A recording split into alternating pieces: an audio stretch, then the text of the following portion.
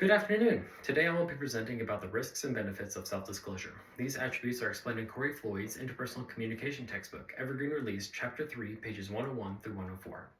Before I go into the risks and benefits, the definition of self-disclosure as explained on page 96 is the act of intentionally giving others information about ourselves that meets two minimum criteria. First, it must be true. Second, we must believe that they don't already have the information.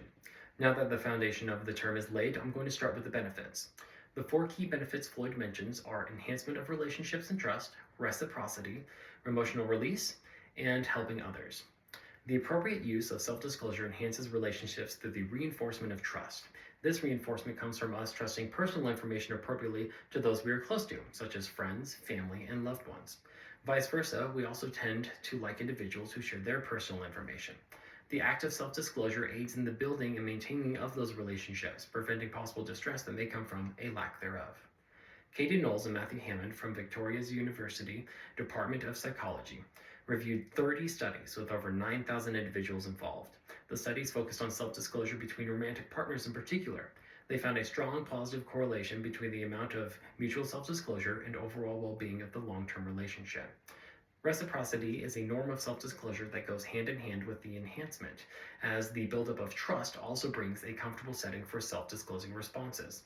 Here's a personal example. The first date I had with my partner was full of little self-disclosures. Favorite colors, favorite foods, the last time we went bowling, our dreams in life, and other topics. The more one side shared, the more the other chimed in to do the same. Emotional release is a benefit we tend to take notice of more often in self-disclosure. It is usually described as a weight that is taken off of our shoulders, chest, soul, or mind. Psychologist James Pennebaker and his colleagues performed multiple experiments where participants would write for 20 minutes each day over a 3-week period. The control group wrote about emotionally neutral topics, while the experimental group wrote about traumatic events. Pennebaker and his team found significant improvements to the mental and physical health of the experimental group. This experiment also led Pennebaker to believe that the effort taken to suppress emotion could do the reverse and impair someone's health. The last benefit Floyd mentioned was how self-disclosure can be used in helping others. This involves emotional and practical reasoning. Emotionally, self-disclosure is an excellent tool for consoling those in distress, whether that's from hard times, traumatic events, or any other stressors. This follows a trend of informing afflicted individuals that they are not alone. A personal example is from my experience in the emergency department. A patient arrived in bad shape and ended up passing away in the department. This distressed one of my colleagues due to the traumatic circumstances. Pulling them aside, I was able to help them by sharing similar experiences and how I coped with them. By doing so, we were able to help him work through those emotions of isolation and distress. Practically, self-disclosure is a tool for safety and understanding. There are several examples of this in my workplace. When we get new patients into the emergency department, we ask for a detailed medical history of their conditions, procedures, implants, and any other important information. This allows us to cater our care appropriately and prevent any harm.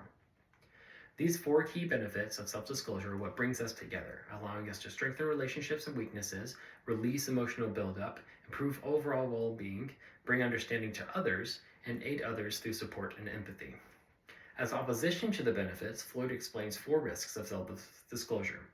The opposite of acceptance is rejection. There's always a risk that people will reject the information they are given, along with the person who disclosed it. The key to this risk is the reaction of the receiving party. This is often found online and offline when it comes to the topic of politics, as individuals who express their opinions risk social standing, relationships, and some even their jobs due to discrimination. The norm of reciprocity can also feel like an obligation. If information is inappropriately self-disclosed, it can leave a feeling of burden on the other party. From personal online experience, I've had individuals inappropriately disclose information about themselves that I did not need to know, and then expected me to share similar information about myself. Because of this, I can attest it leads to awkward silences and feelings of discomfort. Harm to others involves disclosure that can feel too critical or personal. This is a risk I constantly need to be aware of as a preceptor at work. If I am too critical in honesty with my trainee, they lose interest in the job or stop listening to the teachings. This can lead to stunted development, hurt feelings, and patient risk. Violation of other people's privacy pertains to inappropriate disclosures of private information. Gossip is a prime example, which is largely found in online communities. I was a member of a Discord community called the Techs.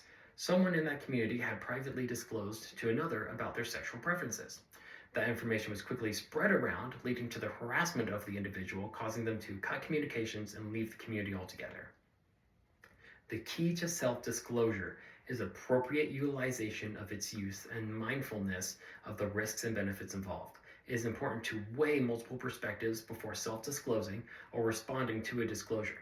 Acceptance versus denial, willing versus obligated reciprocity, helping versus harm, emotional release, and violation of privacy. Thank you for your time.